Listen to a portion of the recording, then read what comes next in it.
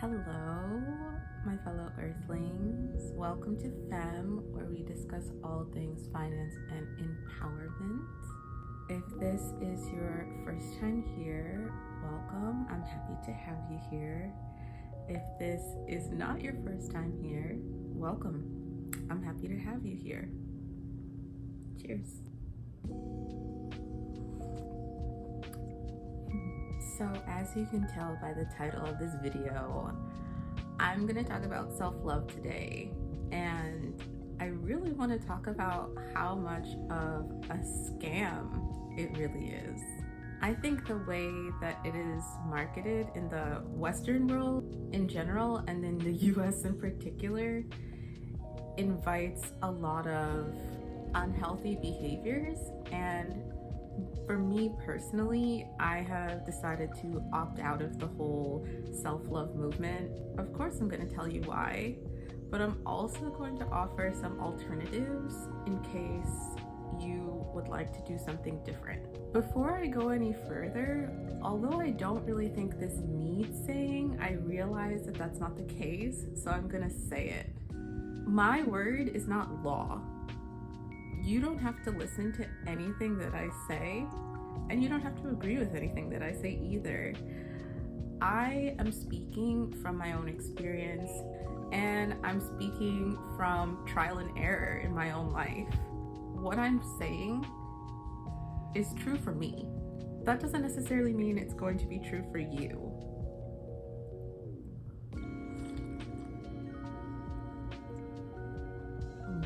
If what I'm saying is not true for you, that is perfectly okay. Use your discernment to decide what is.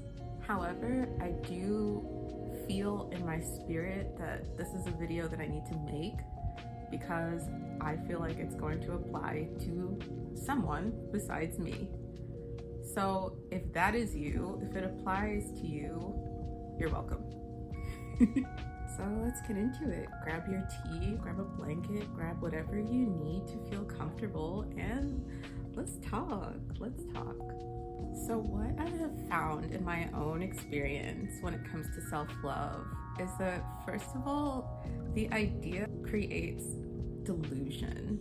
It creates an environment in which you are trying to con yourself into believing things that you have spent days, months, weeks, years, or even an entire lifetime not believing.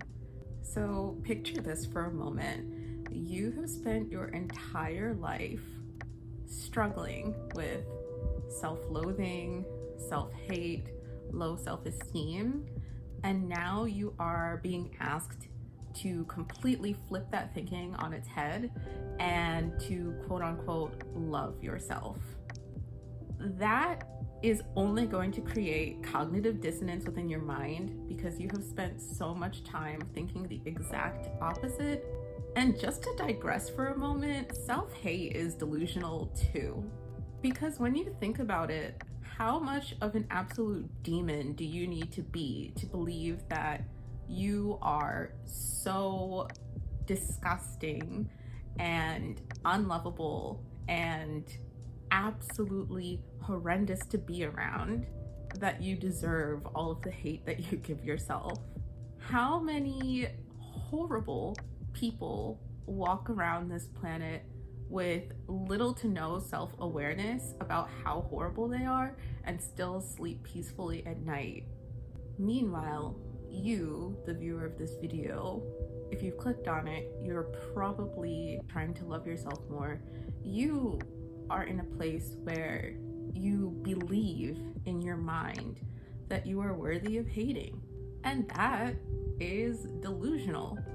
That kind of extreme thinking is the same basis that self-love has. To go from one delusional idea to another is just going to create confusion within your mind, because not only are those ideas unrealistic, they are complete opposites of each other. All you are doing for yourself is creating cognitive dissonance in your already very vulnerable mind. I have opted for self-acceptance instead. It's a little bit more realistic to approach yourself from the place of, okay, I have really cool qualities about myself. I have really nice qualities that are pleasing to both me and others. And I also have kind of not so great qualities that are not pleasing to me and others. I have qualities that I don't really like that much about myself. And that is how everyone is. Everyone has qualities that are amazing and not so great.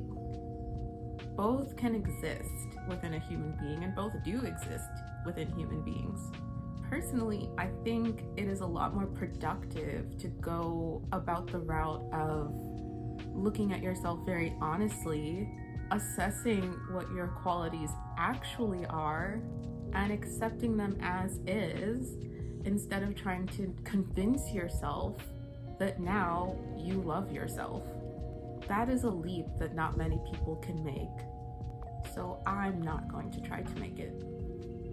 Another thing that I've noticed about the self-love movement is that a lot of the practical applications require you to love yourself as you think you are without actually putting any emphasis on real character development. Like I said before, a lot of what both self-love and self-hate are based on are perceptions that you have about yourself that might not actually be true. But with that being said, you might be missing character flaws within your personality that do need addressing. I don't think that the qualities of strong character are things that one is necessarily born with. They do require active and deliberate development. So for example, do you consider yourself to be someone who is honest, even in the face of conflict and adversity? Are you someone who always follows through on their word when they give it? Are you someone who is kind to people regardless of what it is that they can give you? These are really important tenets of strong character. And if you are so focused on self-love that you neglect to develop these qualities, I think the point is being missed. So personally, I have opted for character development instead of self-love. Actually, now that I think about it, I really don't think that's talked about enough. And I'm honestly thinking about making a video about it as well. So if that's something that you're interested in, please let me know. The last thing that I want to talk about is probably the most important thing. And that is that the way that self-love is being marketed is extremely isolating. It separates itself from every other type of love.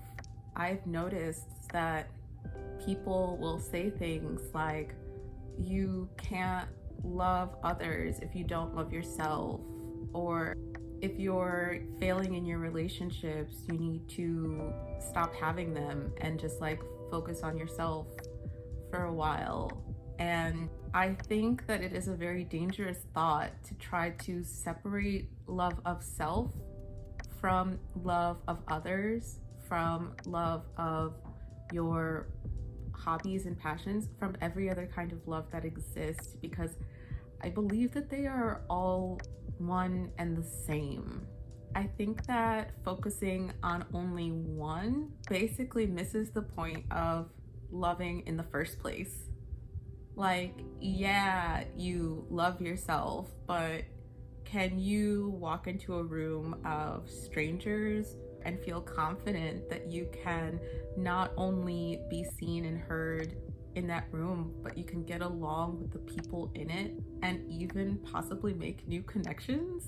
Yeah, you love yourself, but do you wake up in the morning excited to take on the projects and the hobbies that you have chosen for yourself? Yeah, you love yourself, but can you sustain a relationship with the gender that you're attracted to without intense anxiety and fear, can you sustain a relationship with the gender that you're attracted to with an open heart and vulnerability? I think what's being missed in a lot of this self-love rhetoric is that the loss of self-love comes from lapses in love in other areas, particularly within family and with parents. If self-love was something that people could recover by themselves, then it would be something that people couldn't lose in the first place. It would be something that people are born with and that stays with them regardless of the influence of others. People missing the mark with us when it comes to love would not hurt as badly as it does. I have personally opted for learning how to love in general, not just myself, but learning how to love the people around me so that the cycle of broken love stops with me. I have opted to find passion in the things that make me happy, like my hobbies, because that is a form of love too. I have opted to believe that if I am someone who is capable of giving love to the best of my abilities, then I should have no problem receiving it. And that is something else that I have noticed as well. I have noticed that the self-love movement revolves solely around the reception of love, whether it's from yourself or from other people. There is very rarely discourse about how to love as a verb. And I find that to be very dangerous as well. That adds to the isolation of it.